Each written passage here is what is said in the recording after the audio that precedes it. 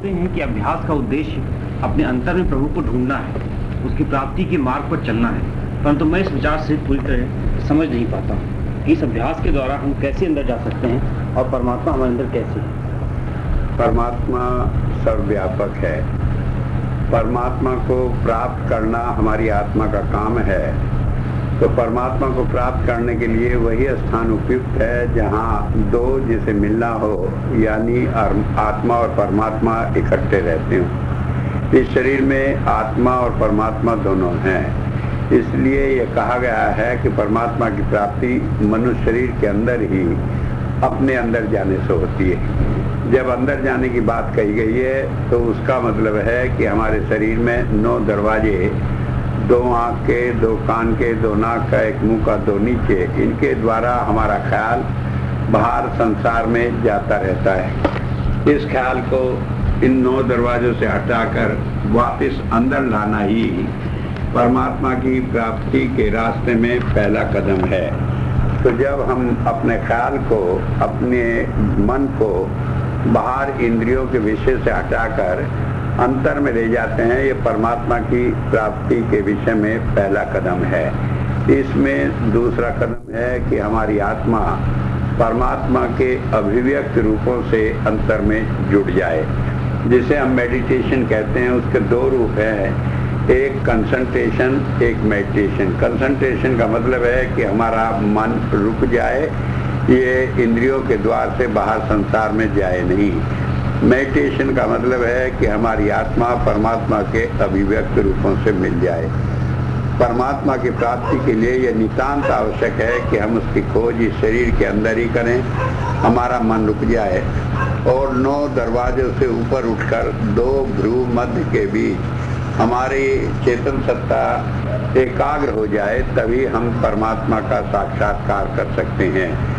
इसलिए जब ये कहा गया है कि हम परमात्मा को अपने अंदर खोज करें, तो उसका भाव यही है कि मन को रोककर हम 10वें द्वार में, या जिसे शिवनेत्र कहा गया है, 2 भ्रू मध्य के बीच, वहाँ पर अपने ध्यान को टिकाएं और वहाँ पर हम परमात्मा के उन अभिव्यक्त रूपों से, जिन्हें 33 कोटि देवता करके बयान किया गया है, उनसे जुड़ जाएं और इस प्रकार हम परमात्मा का साक्षात्कार करें। महाराज जी, क्या भजन में बैठने से पहले भजन की कामयाबी के लिए सतगुरु से प्रार्थना करने से लाभ होता है, ताकि भजन के लिए उचित भाव बन जाए, या ये भी विश्वास की कमी है?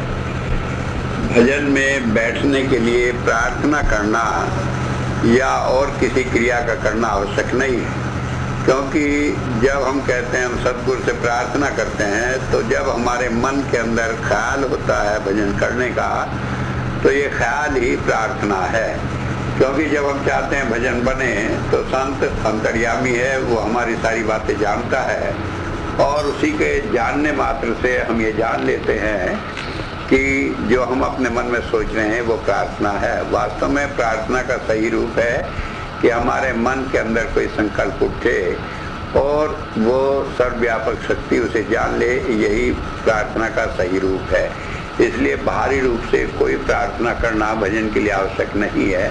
हमारे मन के अंदर ये जिज्ञासा होना कि हम भजन करना चाहते हैं, ये ही प्रार्थना का रूप है और इसी से हमें अपेक्षित फल प्राप्त होता है।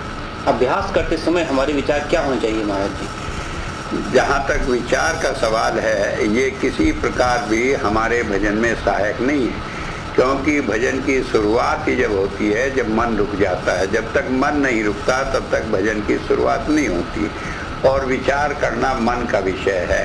इसलिए भजन मन को रोक कर विचारों से शून्य होने की क्रिया है। जब तक हमारा मन संकल्प विकल्प से, विचारों से छूट नहीं जाता, उपराम नहीं हो जाता, तब तक भजन की कोई स्थिति नहीं बनती। इसलिए भजन के लिए किसी भी प्रकार का विचार करना भजन में व्यवधान खड़ा करना है। अभी आपने मन की बात कही, तो क्या सब विषय भोग मन से ही शुरू होते हैं? क्या भजन सुमिरन द्वारा हम इन सबको काट सकते हैं? जहाँ तक भोगों का सवाल है, वो इंद्रियों के द्वारा होते हैं और उसकी प्रेरक शक्ति मन है। तो जब मन के अंदर इच्छा पैदा होती है, तभी भोग को प्राप्त करने की इच्छा होती है और इंद्रियां उसमें लिप्त होती हैं। अगर मन इंद्रियों के पीछे न हो तो कोई भी भोग के लिए इच्छा पैदा नहीं होती। इसलिए भोगों से उपराम होने का तरीका मन को रोकना है, जिससे ये इंद्रियों के साथ लगकर उन्हें एक्टिवेट न करें, उन्हें क्रियाशील न करें और वो विषय वासनाओं में लिप्त न हों। यदि कोई नामदान के बाद भी भजन सुमिरन नहीं कर पाता तो क्या वो कुछ करके, मसलन सेवा या ऐसा कोई और कार्य करके इसकी पूर्ति कर सकता है? महाराज जी, जहाँ तक इस बात का सवाल है कि भजन न करके सेवा के द्वारा कोई उन्नति कर ले, ये बात तो ठीक है, लेकिन भजन और सेवा में मूल रूप से कोई अंतर नहीं, क्योंकि जब हम भजन करते हैं तो उसका भाव है कि हमारा मन रुक जाए और अंतर में हमारी आत्मा परमात्मा के अभिव्यक्त रूपों से जुड़ जाए। यही क्रिया सेवा के द्वारा होती है, क्योंकि जब हम सेवा करते हैं किसी संत के आदेश के अनुसार तो हमारा मन उसी में जुड़ जाता है, ये इंद्रियों के साथ लगता नहीं। तो जो भजन की पहली क्रिया है वो इसी के द्वारा संपन्न हो जाती है और उसके बाद अंतर में वही फल प्राप्त होता है जैसा कि हमारे भजन करने से होता है। लेकिन एक बात ये समझ लेने की है कि भजन का सेवा तो बदल नहीं है, क्योंकि यह हमारे पिछले कर्मों के अनुसार और व्यक्तिगत आदमियों के अपनी अपनी रुचि के अनुसार होता है। अगर कोई आदमी कहे कि भजन नहीं करता वो सेवा कर सकता है, ये भी संभव नहीं है। ये हमारे अंतर के विचारों के अनुसार होता है कि कोई आदमी सेवा कर सकता है या भजन, लेकिन कोई आदमी भजन को बिल्कुल छोड़कर सेवा की बात को जोड़ दे तो ये संभव नहीं है। क्या भजन पर बैठते हमें किसी का स्वरूप मन में बनाकर बैठना चाहिए? भजन पर किसी का भी स्वरूप मन में बनाकर नहीं बैठना चाहिए। कारण यह है कि मन जब एक्टिव रहेगा तो भजन बनेगा ही नहीं। अगर हमने किसी का भी स्वरूप अपने मन में कल्पना की तो हमारा मन एक्टिव रहेगा तो भजन बन ही नहीं सकता। दूसरी बात यह है कि भजन से अगर हम किसी के स्वरूप की कल्पना कर सकते हैं तो वही चीज़ है जो हमने इस संसार में इंद्रियों के द्वारा देखी है।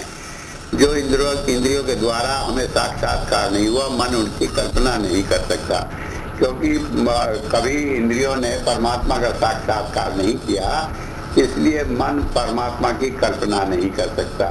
इसलिए परमात्मा का एक रूप कहा है खुदा। खुदा का मतलब है जो स्वयं अपने आप अंतर में प्रकट होता है। इसलिए जब मन से कोई स्वरूप हम बनाते हैं वो सही नहीं है, वो हमारे मन का विषय है और वो ठीक उन पुराने विचारों से संबंधित है जो हमारे संस्कार हैं और उसे सही रूप भजन का नहीं कहा जा सकता है। तो महाराज जी, फिर कौन सा माध्यम ऐसा हो जिससे कि हमारा ध्यान लग जाए? मन को रोकना ही ध्यान लगने की पहली क्रिया है और मन रोकने के लिए संत महात्माओं ने किसी मंत्र का जाप बताया है। जब जब संत इस संसार में आते हैं वो किसी क्रिया के द्वारा इस मन को रोकने की विधि बताते हैं। जब हमारा मन रुक जाता है तो स्वाभाविक रूप से हमारी आत्मा अंतर में प्रभु अभिव्यक्त रूपों के साथ जुड़ जाती है। इसलिए भजन करने के लिए केवल एक ही बात पर जोर है कि हमारा मन रुक जाए। जब हमारा मन रुक जाता है तो आत्मा स्वाभाविक रूप से अंतर में प्रभु के रूपों का अनुभव करने वाली बन जाती है। संत इस मन रोकने की क्रिया को मंत्र जाप के द्वारा संभव कराते हैं। महाराज जी, ये मन डरता है कि ऐसा न हो भजन पर बैठते ही ये संसार और ये भौतिक वस्तुएं छूट जाएं। ऐसी स्थिति में क्या करना चाहिए? जब हम भजन करने की स्थिति में मन को रोक लेते हैं तो भजन की क्रिया में मन की कोई संकल्प विकल्प नहीं होते तो उसमें डरता नहीं। बाद में हम सोचें कि भजन करने के बाद की स्थिति में मन या इस तरह के संकल्प करने लगता है, वो भी संभव नहीं है, क्योंकि जो हमारे पिछले कर्म हैं उनके अनुसार हमें सारे कार्य संसार में करने हैं। भजन से हमारे वो कर्मों के संस्कार और उनसे जनित फल किसी तरह भी खत्म नहीं होते। तो इसलिए अगर कोई ये सोचने लगे कि भजन करने से हम अपने पिछले कर्मों को जिसके कारण हम इस संसार में आए हैं उनसे छुटकारा पा लेंगे या उन्हें नहीं कर पाएंगे, तो संभव नहीं।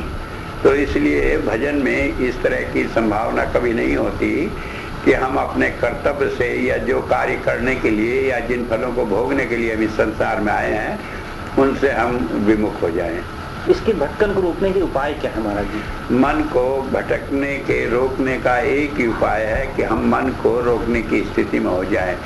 मन की एकाग्रता ही मन को भटकने से रोकती है। अन्यथा मन की अपना स्वभाव होता है कि वो इंद्रियों के साथ लगकर विषय वासनाओं में फंसा रहता है और ये किसी तरह भी भटकन से रुकता नहीं है।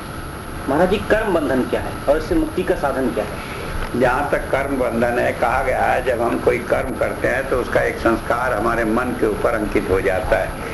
जब हम इस शरीर को छोड़ते हैं तो ये संस्कार जो मन पर अंकित होता है ये आत्मा पर स्थानांतरित हो जाता है। जैसे मान लीजिए हमने कोई मिठाई खाई, उसका स्वाद हमें याद है, ये जीते जी हमारे मन के अंदर रहता है। किसी ने जिक्र किया कि फला मिठाई है तो हमें उसका स्वाद याद आ जाता है क्योंकि हमने उसका अनुभव किया है। जब ये संस्कार हमारी आत्मा पर चला जाता है तो ये कर्म पास्ट कर्म या पिछला कर्म बन जाता है। और जब भी इंद्रियों के द्वारा कोई ऐसा अवसर आता है तो ये दोबारा जागृत होकर इच्छा के रूप में आ जाता है। जैसे मिठाई का जिक्र आया तो हमारे मन में इच्छा होती है कि हम उसे खा लें, तो ये कर्म का बंधन है। और उस कर्म बंधन के कारण फिर हम नए नए कर्म करते हैं।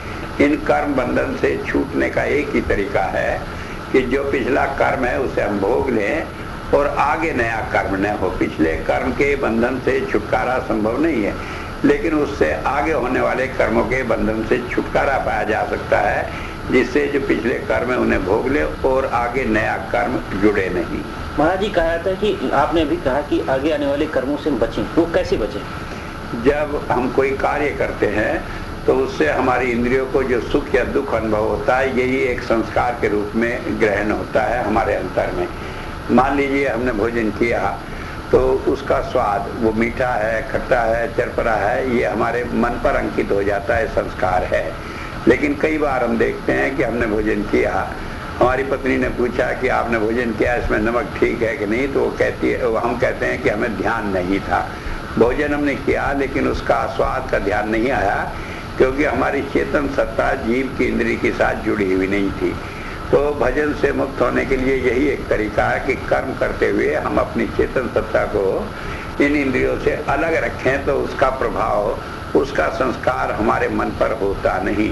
जिसका भोजन करते हुए भी उसके स्वाद का अनुभव हमें नहीं हुआ, ठीक इसी तरह हर एक कर्म को करते हुए अगर हम अपनी चेतन सत्ता को इंद्रियों से अलग रख लें तो उनका प्रभाव हमारे ऊपर होता नहीं। और इस तरह कर्म करते हुए भी हम कर्म विहीन और निष्काम कर्म की स्थिति में रहते हैं। महाराज जी, ये सैद्धांतिक बात लगती है, व्यवहारिकता में बड़ा मुश्किल लगता है। ये व्यवहार में ये सिद्धांत से भी आसान है, क्योंकि जब हमने देखा, भोजन हमने किया, उसके बावजूद भी हम कहते हैं कि नमक का स्वाद हमें मालूम नहीं। कोई आदमी कहने लगे कि नहीं ये झूठ बोल रहा है, इसे नमक का स्वाद है, लेकिन ये गलत कहता है, ऐसी बात नहीं। क्योंकि हम अपने अनुभव से भी देख सकते हैं कि कई बार किसी की बात को सुनते हुए भी हम नहीं सुन पाते क्योंकि हमारा ख्याल कहीं चला जाता है। कई बार हम ऐसी एकाग्रता की स्थिति में हो जाते हैं कि गर्मी और सर्दी का अनुभव भी हमारा शरीर कर नहीं पाता। तो इसलिए एक व्यवहारिक पहलू है और ये एक सच्चाई है कि जब हमारी चेतन सत्ता इंद्रियों के साथ नहीं जुड़ी होती तो हम किसी भी संस्कार को ग्रहण नहीं कर पाते। और यही इस सारे व्यवहारिक जीवन का सहज पहलू है कि अगर हम इस चेतन सत्ता को इंद्रियों से हटा दें तो कोई भी कर्म करते हुए हम उसमें लिप्त नहीं होते। महाराज जी, क्या जीवन एक संयोग है या पूर्व नियोजित है? जीवन पूर्व नियोजित है। जो भी हमने पिछले जन्मों में कर्म किए वो सब संचित होते रहते हैं। उन संचित कर्मों से कुछ कर्म जो हमारे अपने भावी जीवन में जिसमें हम पैदा हो रहे हैं उसमें भोगने के लिए पहले से परमात्मा आवंटित कर देता है। इस तरह से जीवन पूर्णतः पूर्ण नियोजित है। जो भी हम करते हैं वो हमारे पिछले कर्मों के प्रभाव के कारण है।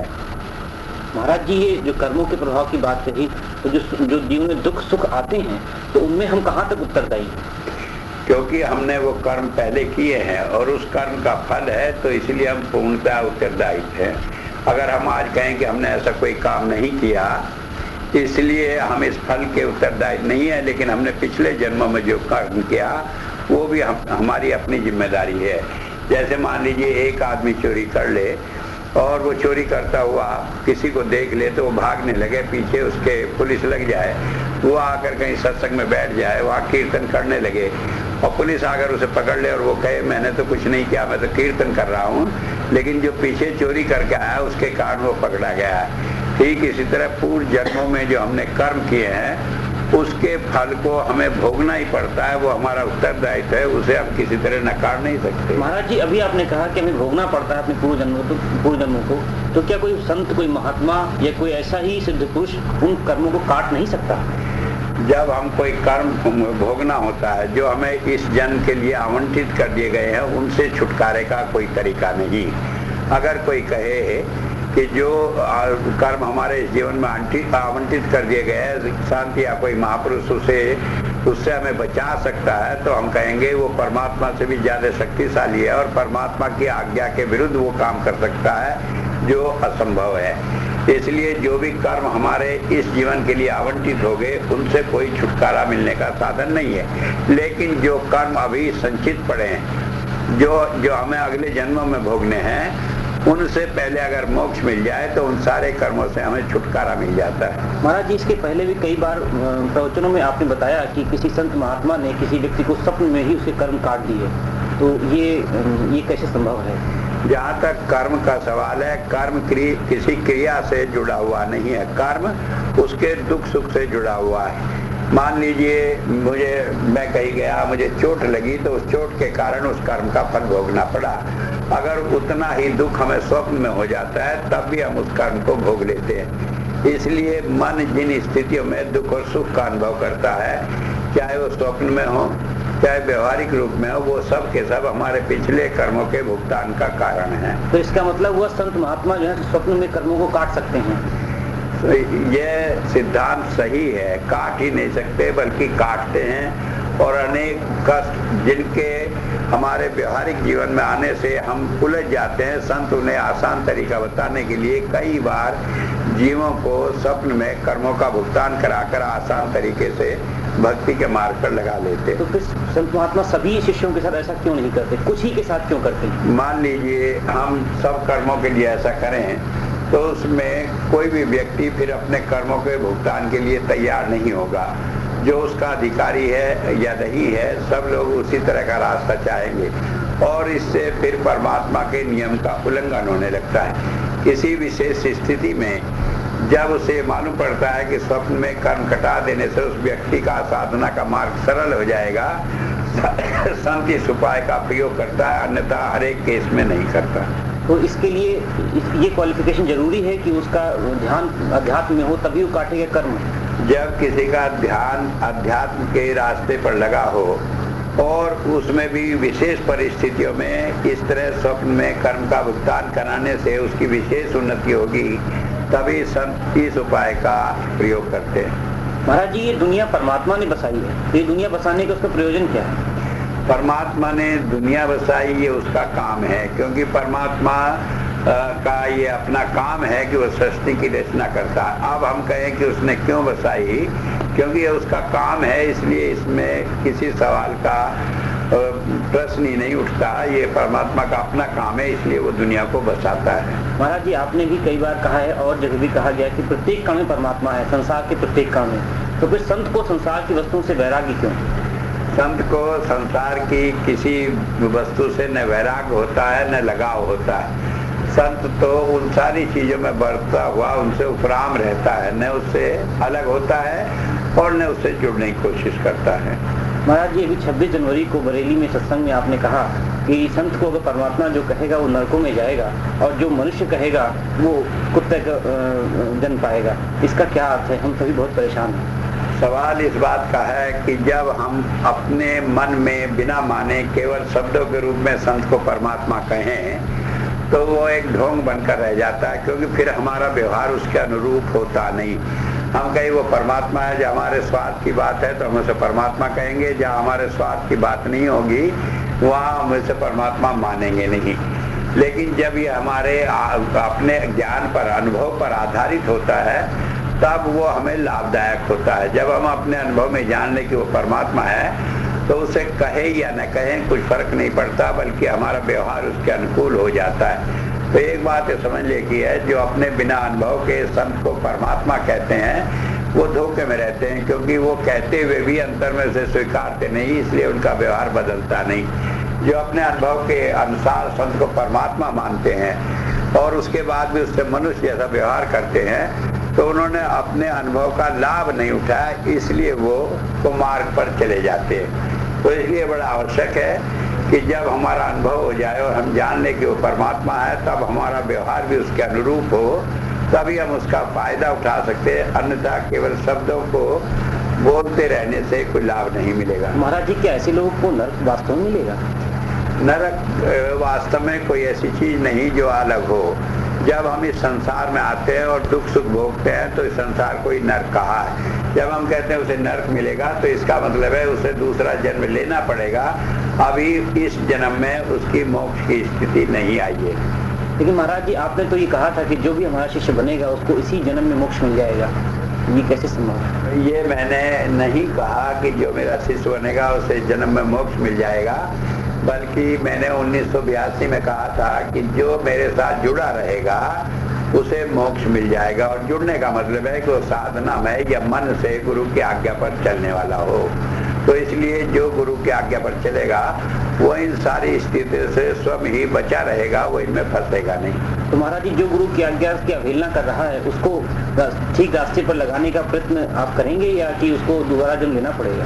हम तो कोशिश करते हैं कि जीव को जो गलत रास्ते पर जा रहा है उसे सही रास्ते पर लगाएं, लेकिन कई बार ऐसी स्थिति हो जाती है कि मन के अभिमान के कारण या दूसरी परिस्थितियों के कारण जीव उसे स्वीकार नहीं कर पाता। ऐसे जीव जो किसी भी हालत में संत को स्वीकार नहीं करते उन्हें तो दूसरा जन्म लेना पड़ता है। लेकिन जो थोड़ा सा भी संत को स्वीकार करते हैं, संत उन्हें किसी ना किसी रास्ते से एक या दूसरे अल्टरनेटिव के द्वारा उन्हें सही रास्ते पर ले आते हैं और इसी जन्म में उन्हें मोक्ष मिल जाता है।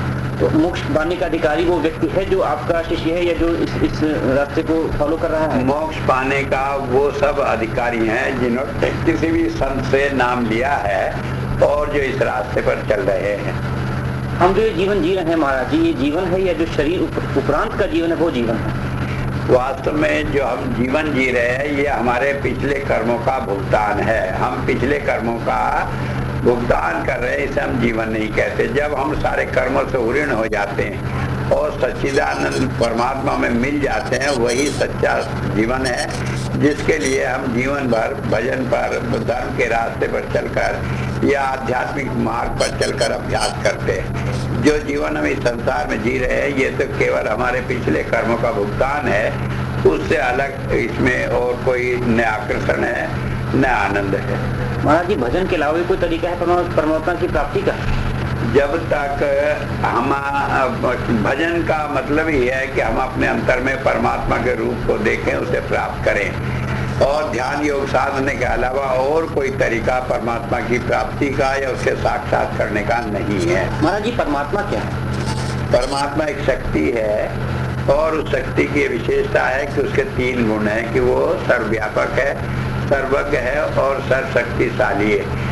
इसका मतलब है कि वो एक ऐसी शक्ति है जो सब जगह मौजूद है और इस सब जगह व्यापक होने के कारण वो सब कुछ जानने वाला है और वो शक्तिशाली होने के कारण सब कुछ करने की क्षमता रखता है। तो एक शक्ति है जिसे हम किसी भी आकार में वर्णन नहीं कर सकते।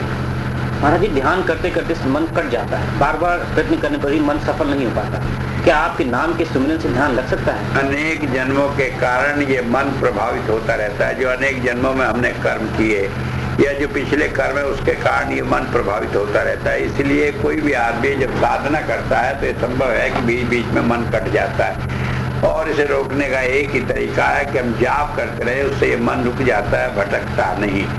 तो एक साधारण सी स्थिति है कि जब ऐसी स्थिति मालूम पड़े कि हमारा मन इधर उधर भटक रहा है तो हम जाप का सहारा ले तो उससे मन रुक जाता है। महाराज जी, अधिक समय तक ध्यान करने के लिए क्या उपाय किया जाए, क्योंकि मन बहुत चंचल है?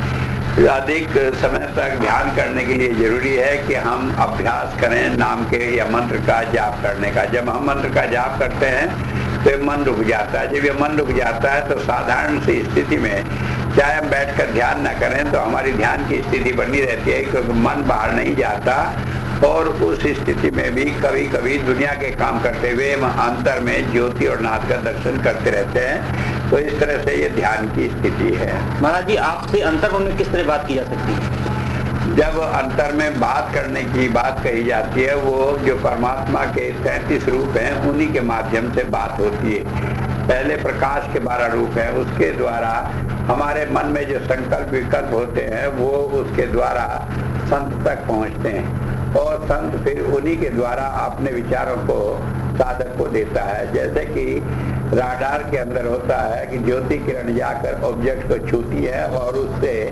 दोबारा राडार के पर्दे पर लाकर अपना रूप प्रकट कर देती है। ठीक इसी तरह ये परमात्मा की किरणें संत रूपी राडार के हृदय में वो संदेश देती रहती है और वहां से प्रेषित संस्कार को जीव तक पहुंचाती रहती है। यही बात करने का रूप है। महाराज जी, साधना और सांसारिक कार्य, इन दोनों का निर्वाह एक साथ कैसे किया जाए? वेद, अथर्ववेद में एक मंत्र आया है जिसमें कहा गया है कि सांसारिक कार्य और साधना धनुष बाण के दो सिरों के समान है और ध्यान की क्रिया उसकी प्रत्यंचा है और उसे करते हुए, ध्यान करते हुए हमारा लक्ष्य हम प्राप्त कर सकते हैं। जिस तरह से प्रत्यंचा पर ठीक तरह से चढ़ाया गया तीर लक्ष्य वेधन करता है, तो ध्यान की क्रिया के द्वारा ही अपने आप ये निश्चित हो जाता है कि किन कर्मों को हम करें, किन कर्मों से बचें और कितना हम समय ध्यान में, भजन में दें, जिससे कि हम अपने जीवन के लक्ष्य को प्राप्त कर सकें। महाराज जी, कभी कभी तो ऐसा महसूस होता है कि साधना करते करते हम सांसारिक कार्यों में इतना लिप्त हो जाते हैं कि साधना छूट जाती है। ऐसे समय में मन बहुत परेशान और चंचल हो जाता है और जैसे लगता है कि हम जीवन में कुछ पा ही नहीं पाएंगे। इसका क्या उपाय है? इसका उपाय है कि ऐसे समय में हम सुमरन करें। जब काम में हम ज्यादा व्यस्त हो जाए, हमें समय न हो, तो चलते फिरते काम करते हुए खाली समय में हम सुमरन करें। उससे फिर मन की चंचलता कम हो जाती है और हम ध्यान की स्थिति पर, साधना की स्थिति पर दोबारा लौट आते हैं। महाराज जी, ध्यान करते करते कभी ऐसा लगता है संसार छूट गया है, संसारिक जो गतिविधियां हैं वो समाप्त सी हो गई हैं और ऐसे में संकट आने की स्थिति रहती है। ऐसी स्थितियों में क्या करना चाहिए? ध्यान की स्थिति में कभी भी संसार छूटता नहीं, क्योंकि जो हमारे पिछले जन्मों के कर्म हैं, जिसे हम प्रारब्ध कहते हैं, जिसके कारण हमें ये शरीर मिला है, ध्यान से उसमें कोई रुकावट नहीं आती। इसलिए ध्यान करते हुए भी कोई साधक प्रारब्ध कर्म के बंधन से छूट नहीं सकता। इसलिए कोई भी साधक हो, ध्यान करते हुए भी उसे अपने प्रारब्ध कर्म के अनुसार कार्य में लिप्त रहना पड़ेगा, मन लगाना पड़ेगा, उससे छूटकर वो जा नहीं सकता। प्रकाश और ध्वनि में से कौन सी चीज पहले आती है? पहले प्रकाश आता है और प्रकाश में भी पहले अग्नि के समान प्रकाश आता है, क्योंकि वो हमारी वासनाओं को मारता है, मन की चंचलता को मारता है और उसके मर जाने के बाद फिर मन की चंचलता कम होती है। फिर और 12 तरह के प्रकाश हैं, उनमें भिन्न भिन्न प्रकाश आते हैं और ये प्रकाश हमारी स्थिति के अनुसार आते हैं कि किस तरह के कर्म के आवरण हमारी आत्मा के ऊपर है, उसी के अनुसार प्रकाश आकर उन्हें नष्ट करते हैं। पहले प्रकाश आता है, जब प्रकाश से आत्मा निर्मल हो जाती है और जो संस्कार हमारी आत्मा पर नेत्र के द्वारा संस्कार आ जाने के कारण चढ़े हैं, जब वो समाप्त हो जाते हैं तो बाद में नाद सुनाई पड़ता है और उससे कान के द्वारा जो संस्कार हमने पहले जन्मों में ग्रहण किए, नाद के द्वारा वो समाप्त होते हैं। महाराज जी, कभी कभी लोगों को बहुत समय हो गया है नामदान लिए हुए पर उन्हें अनुभव बिल्कुल भी नहीं हुआ। इसका क्या कारण है और क्या उपाय है? कई बार ऐसा होता है कि जैसे कोई फिजूल खर्च बच्चा हो तो उसके माँ बाप उसकी कमाई को सुरक्षित रखते हैं जिससे वो इधर उधर बर्बाद नहीं कर दे। इसी तरह संत जब देखता है कि कोई जीव इन सारी उपलब्धियों को रिद्धि सिद्धियों के रूप में सांसारिक कामों में प्रयोग करके इनका बर्बादी करेगा, तो वो इस तरह के अनुभव को रोक लेते हैं। अन्यथा जब कोई आदमी भजन करता है वास्तव में, तो उसे अंतर में अनुभव होना आवश्यक है और वो होता है। केवल उसी स्थिति में जब देखते हैं कि उसकी मन की चंचलता उसके भजन की सिद्धियों को सांसारिक कार्यों में नष्ट कर देगी, तब संत उसे इन अनुभव को सुरक्षित रख लेता है और उसे प्रकट नहीं करता। तो महाराज जी, उसके लिए क्या करना चाहिए? वो क्या करे व्यक्ति? वो अपने नियम से साधना करता रहे और उसने जो साधना किया उसका फल उसका सुरक्षित रहता है, वो कहीं बर्बाद नहीं होता। महाराज जी, इस दुनिया में क्या भूत प्रेतों का अस्तित्व है? इस बारे में आप क्या कहते हैं? जहाँ तक भूत प्रेत का सवाल है, उसका अपना अलग कोई अस्तित्व नहीं। कुछ आत्माएं या कुछ जीव जो बुरे कर्मों के कारण ज्यादा संस्कार ग्रसित हो जाते हैं, उन्हीं को हम कहते हैं भूत है या प्रेत है या उनकी प्रवृत्ति नीच कर्मों में लगी गई है। ऐसे ही जीव दूसरे जीवों को कुमार्ग पर चलने के लिए प्रेरित करने की कोशिश करते हैं, उन्हीं को हम भूत या प्रेत कहते हैं। लेकिन महाराज जी, देखा गया है कभी कभी बुरी आत्माएं किसी के जीवन को ही बर्बाद कर देती हैं या उसके जीवन को नष्ट कर देती हैं। ऐसा क्या, उसका क्या कारण है? या क्योंकि किसी ने पिछले जन्मों में कोई कर्म किया है, उसी के फल स्वरूप इस जन्म में किसी को ये बुरी आत्माएं गलत रास्ते पर चलाती हैं या उसके जीवन को नष्ट कर देती है। अन्यथा इनके अंदर ये शक्ति नहीं कि अगर हमने पिछले जन्मों में कोई गलत काम नहीं किया तो ये भूत प्रेत या आत्माएं किसी को गलत रास्ते पर चला सके। महाराज जी, देखा गया है कभी कभी किसी के ऊपर कोई ऐसी आत्मा आ जाती है जो उसको, उसके परिवार को और उसके पूरे समाज को जहाँ वो रहता है नष्ट भ्रष्ट कर देती है और दूसरी दिशा में चलने की प्रयत्न करती है, और ऐसी स्थिति में वो पूरी तरह विखंडित हो जाता है। ऐसे का इलाज क्या है? ये उसके पूर्व जन्म के कर्मों के कारण है, और जब तक वो कर्म का प्रभाव समाप्त नहीं होता तब तक उसका कोई उपाय नहीं है। जो भी हमने पिछले जन्मों में कर्म किया और वो कर्म हमारे इस जन्म के लिए आवंटित कर दिया गया, उसके भोग लेने के बाद ही उससे छुटकारा मिलता है, अन्यथा नहीं। महाराज जी, कहा जाता है कभी किसी वृक्ष के नीचे या किसी ऐसे स्थान पर पेशाब कर देने से या थूक देने से कोई आत्मा आ जाती है जो आपको परेशान करती है। क्या ऐसी किसी धारणा का? ये केवल भ्रम है, क्योंकि कई बार मन से कल्पना करने पर भी आदमी को मानसिक रूप से इस तरह के कष्ट होते हैं। अन्यथा कहीं किसी विशेष स्थान पर कोई क्रिया करने से किसी भूत प्रेत का प्रभाव नहीं पड़ता है। महाराज जी, संसार में जब सब कुछ पूर्व नियोजित है तो प्रयत्न किस लिए किया जाए? जो होना है वो तो हो ही जाएगा। जो हमारे कर्मों के अनुसार पूर्ण नियोजित है उसका फल तो हमें भोगना ही पड़ेगा, लेकिन उस फल के भोगने से हमें छुटकारा मिलता नहीं। इसलिए प्रयत्न करना पड़ता है कि जिससे हम उस रास्ते से, उस लीक से हटकर परमात्मा की भक्ति कर सकें।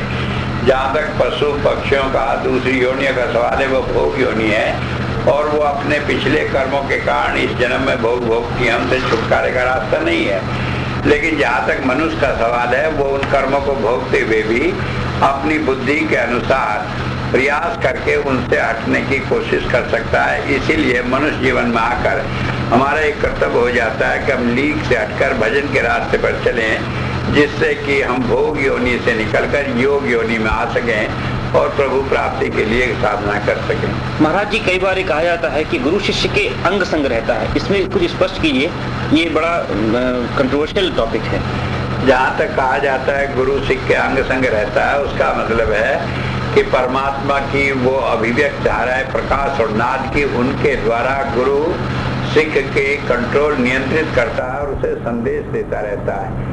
वैसे तो संत हमेशा ही सिख के साथ रहता है, लेकिन जैसे मान लीजिए सूर्य निकला हो और हम अपनी खिड़की बंद कर ले, हम उसके प्रकाश से लाभ नहीं उठा पाते। ठीक इसी तरह जब हमारा ध्यान अंतर में न रहकर इधर उधर विषय वासनाओं में भटकता रहता है तो हम गुरु की उस दया का हम लाभ नहीं उठा पाते। इसलिए जब हम साधना करते हैं तो हमें ये स्थिति होती है कि गुरु के द्वारा प्रेषित ज्योति और नाद के द्वारा संदेश हमें मिलते रहते हैं और उससे हम नियंत्रित होकर सही रास्ते पर चलते हैं। जब हम साधना करते हैं तो स्थिति होती है, हमारे सारे कर्मों को देखते हुए गुरु इन ज्योति और नाद के द्वारा हमें मार्गदर्शन करता है। इसी को कहा है कि गुरु हमारे अंग संग रहता है। महाराज जी, अगर गुरु अंग संग रहता है और हमें मार्गदर्शन करता है तो हम गलत काम क्यों करते हैं? मान लीजिए सूरज निकला हो, हम अपनी खिड़की बंद कर लें तो हम उसकी गर्मी से, उसके प्रकाश से प्रभावित नहीं हो पाते। ठीक इसी तरह गुरु के अंग संग रहते हुए भी अगर हम अपने सोचने का ढंग मन के अधीन करके उसके अनुसार चलते रहे तो हम गुरु के मार्गदर्शन से वंचित हो जाते हैं और दुख उठाते हैं। लेकिन महाराज जी, आपने कहा रिमोट कंट्रोल गुरु के हाथ में रहता है, तो कोई भी व्यक्ति अपने मन से कोई काम कैसे कर सकता है? मान लीजिए किसी के हाथ में रिमोट कंट्रोल हो और उसका कनेक्शन न जुड़ा हो बैटरी से, तो उस रिमोट कंट्रोल का वो फायदा नहीं उठा पाता। तो इसलिए रिमोट कंट्रोल के होते हुए भी आवश्यक है कि हमारा कनेक्शन उस रिमोट कंट्रोल के प्रेषक तत्व से जुड़ा हुआ हो। जब तक हम उसके द्वारा नहीं जुड़े हुए होंगे तब तक उस रिमोट कंट्रोल का न हम पर प्रभाव पड़ता है, न हम उसके द्वारा नियंत्रित हो सकते हैं। तो महाराज जी, प्रेषक तत्व क्या है? प्रेषक तत्व है कि जिस रेडिएशन या जिसके द्वारा हम किसी चीज को रेडिएट करके उसे प्रभावित करते हैं। मान लीजिए रिमोट कंट्रोल है, जब हमने उसका बटन दबाया तो उसके अंदर से जो किरण निकलती है, ये प्रेषक तत्व है। ठीक इसी तरह ज्योति और नाद वो प्रेषक तत्व है जो गुरु अपने से प्रेषण करके साधक को भेजता है। ये ज्योति और नाद कैसे प्रवाहित की जा सकती है अपने आप, अपने से, जबकि गुरु की कृपा के बिना संभव नहीं है? अपने से ये प्रवाहित नहीं की जा सकती, गुरु कृपा से ही गुरु इन्हें प्रवाहित करता है। हमारा काम तो केवल ये है कि हम उसे पाने वाले बने, हमारा खुला रहे हमारा हृदय, जिससे हम उन्हें ग्रहण कर सकें। महाराज जी, आप एक बार आपने कहा था कि संत दुनिया को उजाड़ने आता है, तो क्या संत परमात्मा के द्वारा बनाई दुनिया को उजाड़ने आता है, या इससे उसका क्या तात्पर्य? जहाँ तक संत का दुनिया को बनाने या उजाड़ने का सवाल है, ये दुनियावी चीजों से संबंध नहीं, क्योंकि ये दुनिया बसी है तो इसलिए कि हमने जो कर्म किए हैं उसके अनुसार हम इस संसार में फंसे। उन कर्मों के अनुसार फिर हमें सुख दुख होता है। जब जीव को दुख होता है तो परमात्मा संत को इन दुखों से छुटकारे का रास्ता दिलाता है। जब हम कहते हैं संत दुनिया को उजाड़ता है, तो वो जीव को इन दुखों से छुटकारा दिलाकर वापस परमात्मा के घर ले जाता है। इस तरह संत का काम परमात्मा के आज्ञा में उसी के मिशन के अनुसार होता है। केवल ये शब्दों का और कहने का भेद है कि उसने दुनिया उजाड़ दी। केवल इतना ही है कि वो इस दुनिया से ले जाकर जीव को परमात्मा की दुनिया में उसके देश में बसा देता है। अन्यथा जीव न मरता है, न पैदा होता है, न उजड़ता है, बल्कि वो यहाँ से जाकर मृत्युलोक से जाकर परमात्मा के लोक में परमात्मा के सामीप्य में ठहर जाता है। तो ये कार्य क्या स्वयं संत ही करता है? संत के लिए ही यह कार्य दिया गया है, क्योंकि जीव इस संसार में मन के वशीभूत होकर अपने आप सही रास्ता नहीं ढूंढ सकता। संत ही इस मन को बंधन लगाकर, फंद लगाकर जीव को परमात्मा के रास्ते पर चलाता है, अन्यथा मन उसमें व्यवधान खड़ा करता रहता है। महाराज जी, महापुरुषों और संत के जन्म पर कुछ चमत्कारिक सा घटित होता है, क्या आपके जन्म पर भी ऐसा ही कुछ हुआ? जहाँ तक चमत्कारिक चीजों का सवाल है, संत का हर काम ही चमत्कारिक है, लेकिन उससे अगर हम चमत्कार की संज्ञा इसलिए दें कि वो प्रभु के किसी नियम के विरुद्ध है, तो ये संभव नहीं है। इसे हम इस रूप में चमत्कार कहते हैं कि हमारी बुद्धि में तो ये समझ में नहीं आता, लेकिन परमात्मा के नियम के अनुसार चलता है। तो संत जो भी काम करता है वो हमारी बुद्धि से परे की चीज है, इसलिए चमत्कार मालूम पड़ता है। और वो परमात्मा के नियम है, इसलिए नियम में है, इसलिए हम उसे चमत्कार नहीं कह सकते। संत कभी चमत्कार करते नहीं, जबकि उनका किया हुआ हर कार्य हमें चमत्कारिक रूप में मालूम पड़ता है। महाराज जी, आपके जन्म पर क्या ऐसा कुछ हुआ? जहाँ तक चमत्कार का सवाल है, न तो मेरे जन्म पर ऐसा हुआ। अगर कुछ हुआ भी होगा तो वो उन लोगों को मालूम होगा जो कि मेरे माता पिता या दूसरे लोग रहे होंगे।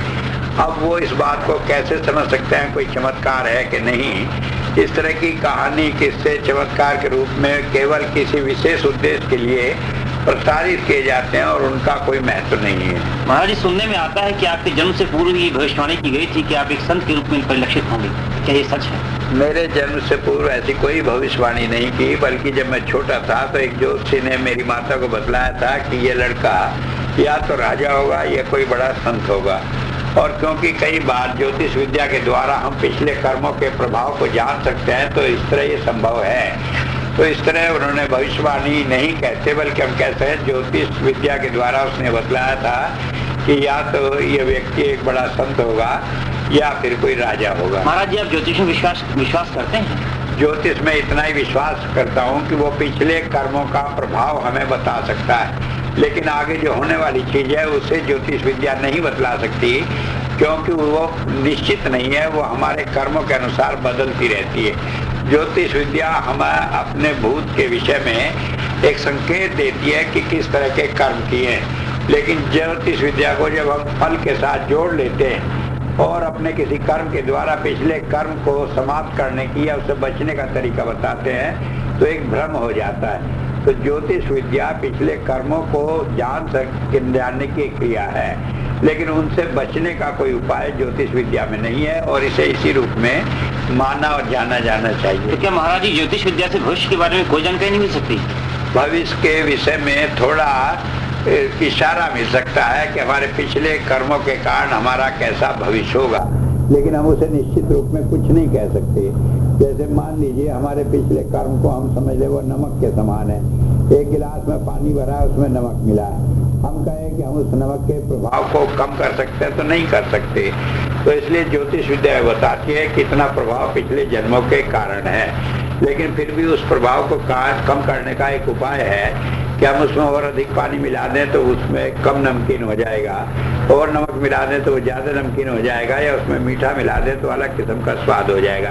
इसलिए वर्तमान कर्मों को करते हुए हम उन भूत के कर्मों के फल को थोड़ा बदल सकते हैं, लेकिन वास्तव में कर्म नहीं बदलते, लेकिन उनका मिक्सचर या उनका ब्लेंड बदल जाता है और उससे हमें वो अलग किस्म के मालूम पड़ते हैं। महाराज जी, क्या किसी विद्या से भविष्य के बारे में कुछ भी जाना जा सकता है? जहाँ तक किसी भी विद्या का सवाल है, जिसके द्वारा हम भविष्य के बारे में जानते हैं, वो हमारे पिछले कर्मों को जानने से होता है। और ये जिस विद्या से भी हम जानते हैं उसी को ज्योतिष विद्या कहते हैं, क्योंकि उससे हम अपने भविष्य को पिछले कर्मों के आधार पर जान सकते हैं। लेकिन आपने अभी बताया कि भविष्य से हम ज्योतिष विद्या से भविष्य के बारे में ठीक नहीं जाना जा सकता है। पूर्णतः नहीं जा सकता है, लेकिन उसका कुछ प्रभाव पिछले कर्मों के कारण जो होता है उसे हम उसी रूप में जान सकते हैं। क्या भविष्य बदलता रहता है?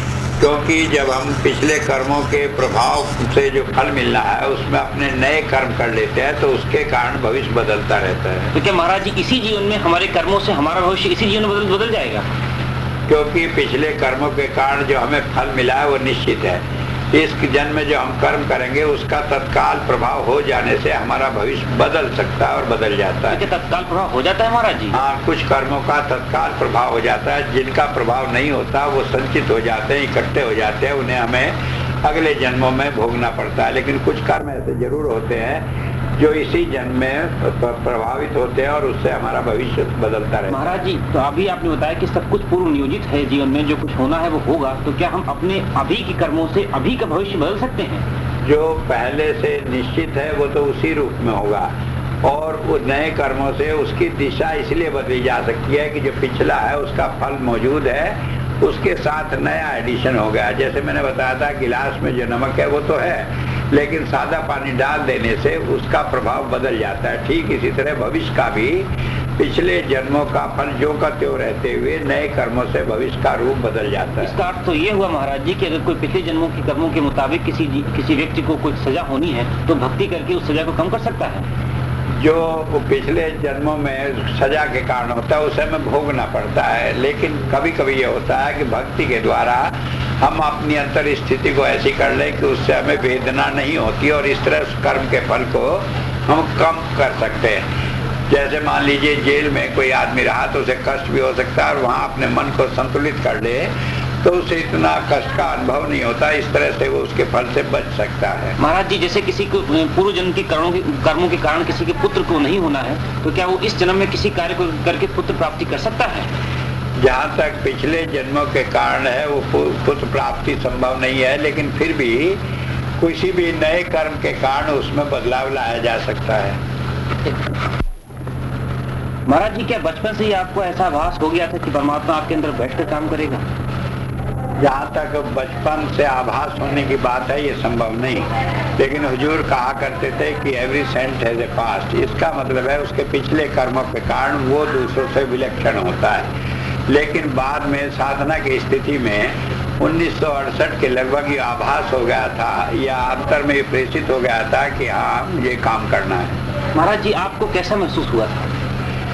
क्योंकि ये परमात्मा की इच्छा है और इसमें कोई परिवर्तन नहीं हो सकता, इसलिए इसमें कोई महसूस होने का सवाल ही नहीं है। जिस तरह से गुड़िया होती है वो धागे के द्वारा बंधी हुई नाचती है, इसी तरह से क्योंकि परमात्मा की इच्छा में हमें रहना है, इसलिए उसका एहसास हो जाने से या ना होने से कोई फर्क नहीं पड़ता। महाराज जी, अब आप कैसा महसूस करते हैं इस संसार के बारे में? जैसे कि दुनिया का एक बड़े से बड़ा गुलाम ये महसूस करता है कि वो अपनी मालिक की आज्ञा में है, ठीक इसी तरह संत भी परमात्मा की इच्छा में रहते हुए अपने किसी चीज का अनुभव नहीं करता, बल्कि वो इसी में अच्छा ही समझता है कि जो परमात्मा उसे जिस रूप में रख रहा है उसी में रहे। महाराज जी, आपने बताया कि आप अपने हुजूर महाराज के मिशन का कार्य कर रहे हैं। इस मिशन का क्या कार्य है? मिशन का कार्य बिछड़े हुए जीवों को परमात्मा से मिलाना है। मुझे याद है एक बार संत कृपाल सिंह जी महाराज ने कहा कि माई मिशन इज ऑफ वननेस, ये एकता का मिशन है। तो कुछ लोगों ने समझा कि शायद हिंदू मुसलमानों में एकता पैदा करना, तो उन्होंने अपनी बात को दोबारा पलटते हुए कहा my mission is of oneness of the soul with God. तो वास्तव में संतों का मिशन केवल दुखी जीवों को वापस ले जाकर परमात्मा से मिलाना है, और इस काम के लिए जो भी कार्य सहायक होता है वो भी इसे कराते हैं। महाराज जी, आपने एक बार बताया था कि जब आपने हुजूर महाराज से इस काम की स्वीकृति ली, इस लोगों ने दी, तो आपने 2 शर्तें रखी कि मेरे साथ जो भी आएगा उसको मोक्ष मिलेगा और मैं प्रचार प्रसार नहीं करूँगा। तो इस बारे में क्या बताएं? जहाँ तक शर्तें रखने का सवाल है और महाराज महाराज जिस अंतर में बात करने का सवाल है ये पैदा ही नहीं होता। कारण ये है कि जब हमारा मन रुक जाता है तभी अंतर में हम गुरु का साक्षात्कार करते हैं। लेकिन जो हमारे मन के भाव होते हैं उसके अनुरूप संत हमें अंतर में ज्ञान देता है। तो मैं कह सकता हूँ कि मेरे मन के अंदर ये भाव थे और गुरु ने आशीर्वाद दिया कि इस रूप में आपको ये सहायता मिलती रहेगी। इसके मतलब हम सभी को इस जन्म में मोक्ष मिल जाएगा। जो भी संत के साथ जुड़े हैं और विशेषकर मेरे साथ जुड़े हैं उन्हें इसी जन्म में मोक्ष मिल जाएगा, दोबारा जन्म लेना नहीं पड़ेगा। एक भविष्यवक्ता नॉस्ट्रडेमस हुआ है महाराज जी, उसके अनुसार 2000 ईस्वी तक सब कुछ नष्ट हो जाएगा, आप क्या कहते हैं? जहाँ तक नॉस्ट्रडेमस की बात है उसकी बातें इतनी रहस्यमय हैं कि लोग उसे सही रूप में निकाल नहीं पाते।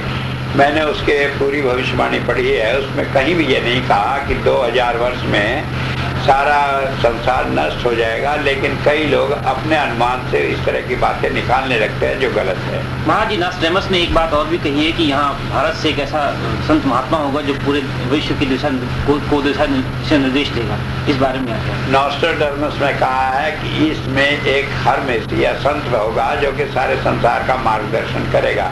अगर हम इसको केवल भारत से ही समझते हैं तो हमारी भूल है, वो कहीं भी हो सकता है और उसके द्वारा संसार को लाभ मिलेगा, आध्यात्मिकता के मार्ग पर चलेगा। ये बात नॉस्ट्रडेमस ने कही है। आप क्या समझते हैं, ये सत्य है बात? क्योंकि उसने कही है और उसने अपने अंतर के अनुभव के आधार पर कही है, तो मैं समझता हूँ कि ये सही है। तो ये क्या भारत से ही होगा? इसका कोई भी प्रांत, चाहे वो कहीं से हो, भारत से हो, चीन से हो या किसी भी फ्रांस से हो, क्योंकि वो फ्रांस का रहने वाला था, तो उससे पूर्व में जो भी देश हैं उनमें से किसी से भी वो संत पैदा हो सकता है। महाराज जी वो मैं आपसे पूछना चाहता हूँ कि किस देश से होगा? क्योंकि अनुभव नॉस्ट्रडेमस को हुआ तो वही जानता है। जहाँ तक मुझे है इस चीज का ज्ञान नहीं, लेकिन संत तो संसार में आते रहते हैं और वो ऐसा नहीं कि सारे संसार को प्रभावित करते हैं, बल्कि कुछ जीव जो उन्हें आवंटित किए जाते हैं उन्हीं को प्रभावित करते हैं। ये हम देख रहे हैं कि आज के युग में क्योंकि साधन बढ़ गए हैं, इसलिए संतों का प्रभाव भी और उनका कार्य क्षेत्र भी परमात्मा ने बढ़ा करके रखा है। और इस तरह हम देखते हैं कि भारत इस आध्यात्मिकता के संदेश को आज भी विश्व को दे रहा है, इसमें कोई दो राय नहीं। महाराज जी आपने कहा कि ये संत कृपाल नगर पूरे विश्व को संदेश देगा, इसके क्या मायने हैं? इसके मायने हैं कि आध्यात्मिकता का जो संदेश संतों के द्वारा दिया जाएगा उसके लिए एक केंद्र है और लोग संत कृपाल नगर से इस संदेश को ग्रहण करेंगे। महाराज जी नॉस्ट्रडेमस की भविष्यवाणी के विषय में क्या हम आपको समझ सकते हैं? जहाँ तक नॉस्ट्रडेमस था वो भी एक संत है और जहाँ तक मैं काम कर रहा हूँ मैं भी उसी शक्ति के द्वारा काम कर रहा हूँ, इसलिए जो नॉस्ट्रडेमस ने कहा उसमें और मेरी कही हुई बात में न कोई फर्क है और न उसके समझने में कोई अंतर है। इसके मायने हम आपको उसी का उत्तराधिकारी समझ सकते हैं, उसी की धारा में चलने वाले? किसी को किसी का उत्तराधिकारी कहने से ऐसा मालूम पड़ता है कि हम उसकी बाबत जो विचार रखते हैं उसी को हम उत्तराधिकारी के रूप में कह सकते हैं। इसलिए हम किसी संत को किसी दूसरे का उत्तराधिकारी न कहते हुए हम कह देते हैं कि कॉन्शियस को वर्कर ऑफ डिवाइन प्लान, की वो परमात्मा की योजना के कार्य करने के लिए संसार में आए हैं, तो हम कह सकते हैं वो परमात्मा के काम करने के लिए उनके कारिंदे हैं। महाराज जी संत कभी झूठ नहीं बोलते, ये सच है, लेकिन फिर भी कभी कभी ऐसा लगता है कि संत झूठ बोल रहे हैं, ऐसा क्यों? कई बार ऐसा होता है कि जब हम संत की बात को सुनते हैं तो हमें वो बात प्रत्यक्ष नहीं मालूम पड़ती। मैं एक उदाहरण देकर समझाऊंगा। एक बार एक भाई मेरे पास आए, वो अपनी सास को लाए, उन्हें कैंसर था, वो बहुत परेशान थे, तो वो कहने लगे कि मेरी सास को बहुत तकलीफ है और मैं और मेरी पत्नी दोनों उनकी सेवा में लगे पड़े, हम बहुत दुखी हैं, किसी तरह इससे छुटकारा मिल जाए। तो मैंने कहा छुटकारा मिल जाएगा। कुछ दिनों बाद उनकी सास की मृत्यु हो गई। वो आया, आपने कहा था कि सास को बीमारी से छुटकारा मिल जाएगा। मैंने कहा कि आपको याद होगा, मैंने कहा आपको दुखों से छुटकारा मिल जाएगा। तो इस तरह से कई बार जो बात हमसे कही जाती है उसमें हम अपने विचारों को रख कर अपने तरह का अर्थ निकाल लेते हैं और उससे हम समझने लगते हैं कि संत ने जो बात कही वो झूठ है। वास्तव में संत की बात को समझने के लिए हमें ये कन्वर्सेशन गैप को कम करना पड़ेगा, तभी हम उसे सही रूप में समझ सकते हैं। महाराज जी संत के हाथ में सब कुछ होता है क्योंकि वो परमात्मा का नौकर होता है और परमात्मा उनकी बात टालता नहीं। पर महाराज जी आप कई बार कहते हैं कि मैं चाहता था पर ये हो नहीं सका, ऐसा क्यों? जब हम कहते हैं कि संत परमात्मा का नौकर है तो नौकर के हाथ में सब कुछ भी वही होता है जो मालिक की इच्छा होती है। हम ये कहते हुए भी कि नौकर के हाथ में सब कुछ है, ये महाराज जी मेरी भूल हो गई, इसमें आपने कहा कि परमात्मा संत का नौकर होता है। पर जहाँ तक इस बात का सवाल है, इसलिए वो परमात्मा की इच्छा के बाहर नहीं जा सकता।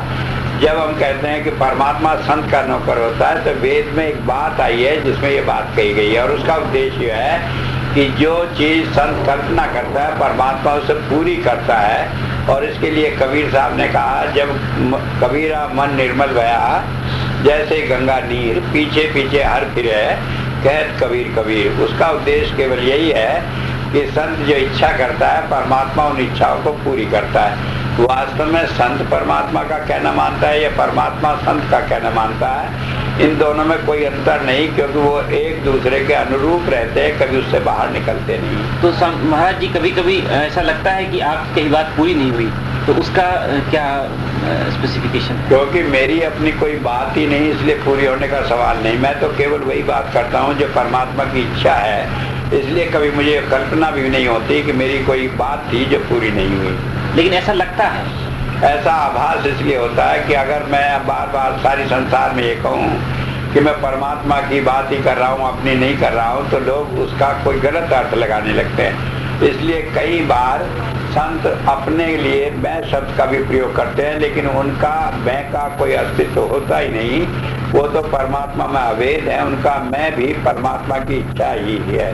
महाराज जैसे कोई व्यक्ति आपके पास आया अमुक इच्छा लेकर के, आपने कहा हो जाएगा, लेकिन वो नहीं हुआ, तो उसका क्या कारण है?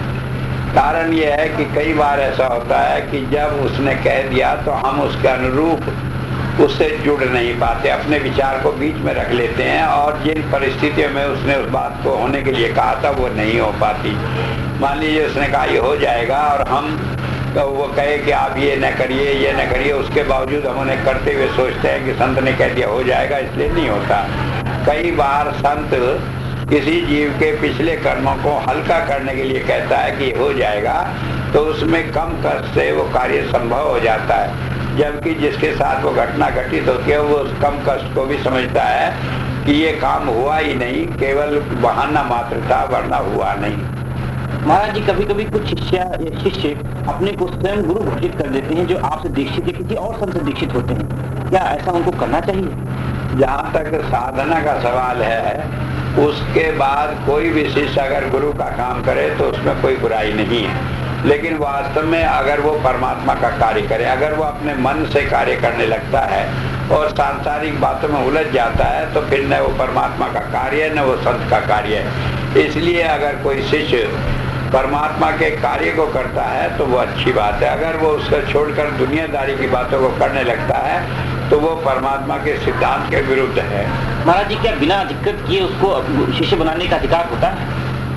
जहाँ तक अधिकृत करने का सवाल है, जब तक परमात्मा उसे अधिकृत नहीं करता तब तक किसी को भी दूसरे को शिष्य बनाने का अधिकार नहीं होता।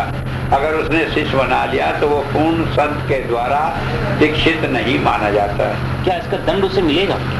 जहाँ तक इस बात का सवाल है दंड मिलेगा, ऐसे तो हम नहीं कह सकते, क्योंकि मान लीजिए किसी आदमी को MA पास से पढ़ना है और उसे इंटर पास ने पढ़ा दिया, लेकिन सही रास्ता लगा दिया तो आगे जाकर उसे पूर्ण सहायता मिल जाएगी। तो इसलिए कई बार इस तरह के अपूर्ण गुरुओं के द्वारा भी सही दिशा में मार्ग मिल जाने से आगे जाकर उन्हें पूर्ण गुरु से रास्ता मिल जाता है। लेकिन अगर वो शुरू की स्थिति में विपरीत मार्ग पर चला देते हैं तो वो दंड के अधिकारी होते हैं। तो महाराज जिन लोगों ने उनसे नामदान लिया है उनका क्या होगा? अगर उन्होंने उन्हें सही रास्ते पर लगाया है तब तो वो पाप के अधिकारी नहीं होंगे। अगर उन्होंने उल्टे रास्ते पर लगा दिया है, दुनिया में उलझा दिया है, तो गुरु और शिष्य दोनों पाप के अधिकारी होंगे। महाराज जी क्या आप उनको अंतर में प्रेरणा नहीं दे सकते कि उनका रास्ता आपके पास से शुरू होता है और आपके पास ही उन्हें मंजिल मिलेगी? ऐसे व्यक्ति जो मनमुख हो जाते हैं वो अंतर प्रेरणा को मानते नहीं। अगर अंतर में उन्हें मिल जाए तब भी ये बात होती नहीं। मुझे याद है कि लखनऊ में एक महिला है, वो शिष्य थी। मैंने उन्हें कई बार कहा कि उन्हें इस तरह के कार्य नहीं करने चाहिए, और आखिर में उन्होंने अपने मन को आगे रखकर कह दिया कि मुझे तो महाराज जी ने आदेश दिया है, इसलिए मैं आपकी बात मानने के लिए तैयार नहीं हूँ। तो मन जब प्रबल हो जाता है तो ये गुरु की बात भी नहीं मानता और अपने आप ही इस तरह के कार्य करने लगता है, जिससे मालूम पड़े कि वह सही अंतर में सीधे दूसरे संत से प्रेरणा ले रहे हैं। महाराज जी क्या मोक्ष उन लोगों को मिलेगा जो नाम का जाप भी नहीं करते?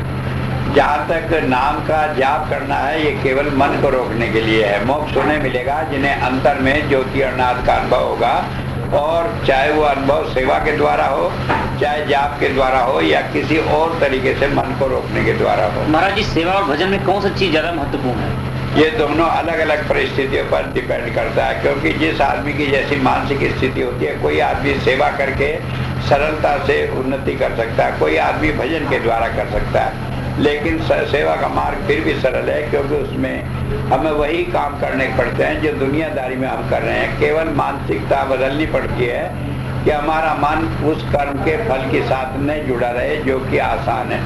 और साधना में मन को रोक कर भजन में रहना ये बहुत मुश्किल काम हो जाता है, क्योंकि कोई आदमी घंटा 2 घंटा कर सकता है, शेष समय में उल्टे संस्कार आने से फिर भी वो विपरीत स्थिति में जा सकता है। इसलिए संतों ने सेवा के मार्ग को सरल मार्ग बताया है। महाराज जी, सेवा के लिए क्या करना चाहिए? सेवा के लिए यह है कि हम गुरु की आज्ञा में रहकर ये समझें कि जो हम कार्य कर रहे हैं उसके फल से हम जुड़े नहीं, चाहे वो अच्छा हो बुरा हो, हम अपना ध्यान गुरु के साथ रखें, और जो काम वो करा रहा है उसे करते हुए उसे अपना कार्य न समझे, बल्कि गुरु की आज्ञा का पालन करना समझे। महाराज जी, क्या इसके लिए गुरु के पास रहना आवश्यक है? नहीं, गुरु के पास रहना आवश्यक नहीं, क्योंकि गुरु तो उस सर्वव्यापक शक्ति के द्वारा, जिसे ज्योति और नाद कहते हैं, उसके सिख के साथ जुड़ा हुआ है। अगर सिख अंतर में गुरुमुख हुआ है तो इस तरह से वो दूर रहकर भी गुरु की आज्ञा मानकर उसके बताए हुए मार्ग पर चल सकता है। महाराज जी, कभी कभी ऐसा लगता है कि आप अब स्वयं जीव को अपने पास से अलग कर देते हैं। किसी किसी जीव को तो इस कदर अलग कर देते हैं कि वो आपसे नफरत करने लग जाता है, जबकि आप चाहें तो ऐसा न हो, फिर आप ऐसा क्यों करते हैं? कई बार होता यह है कि पिछले कर्मों के कारण जिन्हें भोगना नितांत आवश्यक है, जीव को अलग करना पड़ता है। मुझे याद है, एक बार एक व्यक्ति महाराज जी के पास, संत कृपाल सिंह जी के पास सेवादार था। उसके घर वाले गए उसे लेने के लिए, उसने मना किया कि मैं नहीं जाऊंगा। तो महाराज जी कहने लगे, तुम्हारे जो कर्म है वो भी भोगने हैं, इसलिए तुम्हें जाना ही पड़ेगा। तो संत जानते हैं कि कभी कभी हमारे पिछले कर्म जो हमें इस जन्म के लिए आवंटित कर दिए गए वो भोगने हैं, इसलिए ऐसी स्थिति में कभी कभी वो जीव को अपने से अलग कर देता है।